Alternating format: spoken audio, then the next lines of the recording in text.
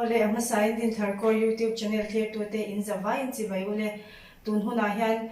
kor sergeant major putilal exam a kom na hun kan ron mang don ande kapu chi bai le ama sai nin kom na hun chata me ken siam sa bangin lom tho kan soi to ne zona kan lut chaw han mo ko me nga ama saberin pian le mo nai se len na kha min shil thengen ka pian na he chu kimi no parot hliap pui khuwa a ken ni a ka se le na ta ke chu sai to ko ni a kan zona dot le a kan lut chaw le kha me nga in chung ko chan chim toi una wen zan nge ni ti te min shil le thengen kan chu kwa he no le pa ala ne ya anu ka pa chu kai khama ne ka no chu so mi ania una hi pian zong hi chu pasari ania panin bawrang san to a to na la dam hi chu panga ania mei chia ni ania ke hi mi pa om chun kani e kan zona dot le tan chuanin in pui ne hian eng ti kuma nge in nei sans ba sam ko parok opta bani som mariat ta ani ne ni chuanin ani le tu na han fain san ne nei fa pathum mi pa pani le me che pakhat an nei ni chuan nu pui pasal ti te an nei to em an nei la ve na hian chung ko in kan na ko sa ho ni e ani le e zon na lam te i eng hang ei tho ti te min she thengen PWD hian section assistant na thokin tu na hun kamau me kani in na chu eng ti nge service eng ti kuma chenge service chuan eng ti kuma nge pension don ti kham hi she le la san ko sam ko por mars ni khata hian kan na hi ka zonga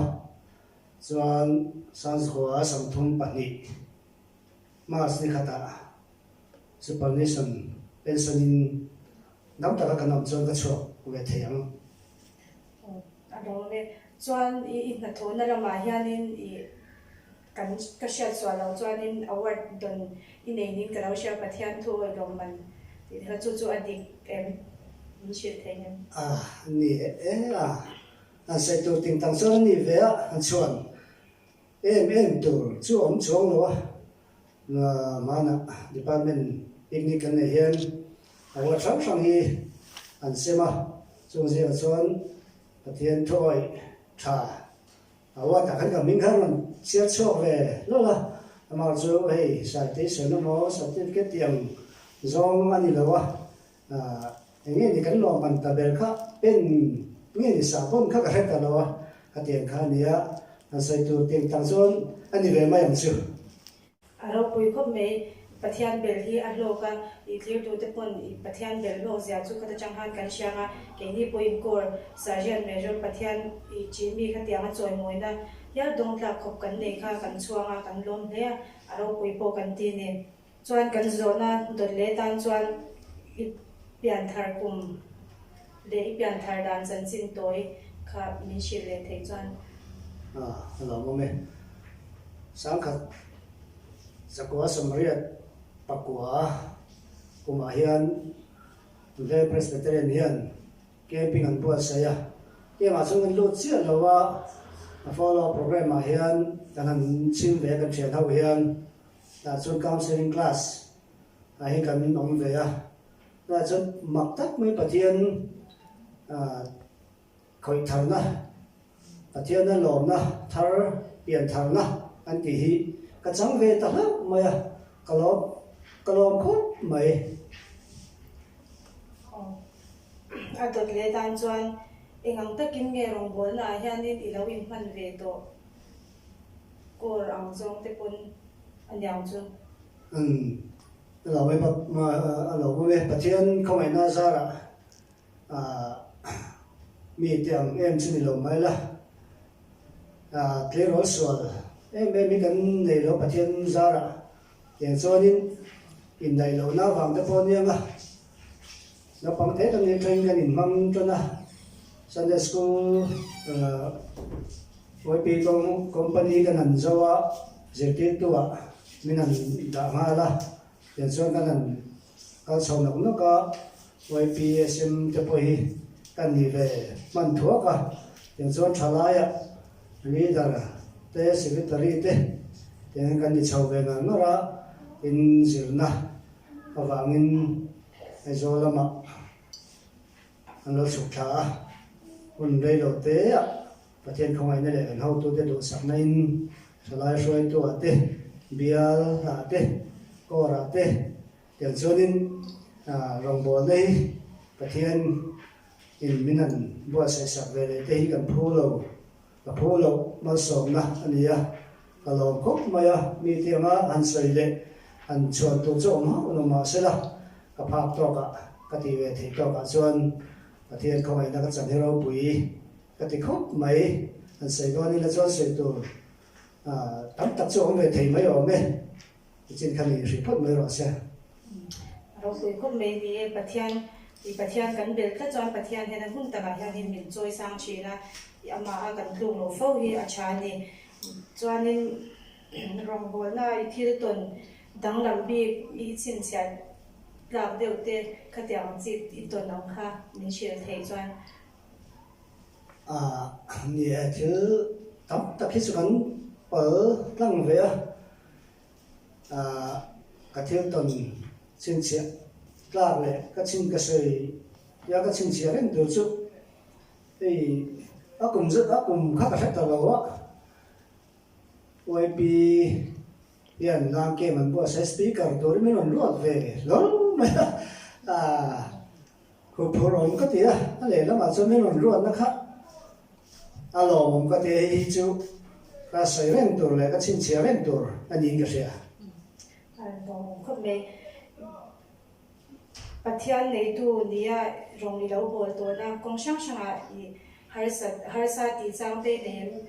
indian mishing chu be dong thei kan nya I han top san do chang te khatiang ji ri ru te khai puchi nem har sa han ti a chon ni ma ni chak lo awang te po ani thenga har sa pathian hung zui hi kan chak lo wangin har sat na chi sang te hi kan top thina ama ra chu han phat san do na le han ken san do na thin lu hi chu ka pu thi pathian khong ai za ra ka se lem lo wa har sa na kong sang hi chu kan to ka thane mai na wang te po ni nga an ti na thalai soi tu te mi kan an ni ve a ko ra te po kan rin lo le kan be se lo lo de me thi lo thlen hian amo kan member te be se nga san tak kan nei te rin lo de me no te hian kan tiam no zel ma ya e chu na kina kan thalai soi tu tur tin kan kor po kan khai pa tu kan khai pa tu tia kan lo hol ri ru ten ani lo kong min an zo san te hian ami ma soi tu ni chon kan tiam no zel ma ya chu an sun har sak nei e pathian lama ni lo ke ma hian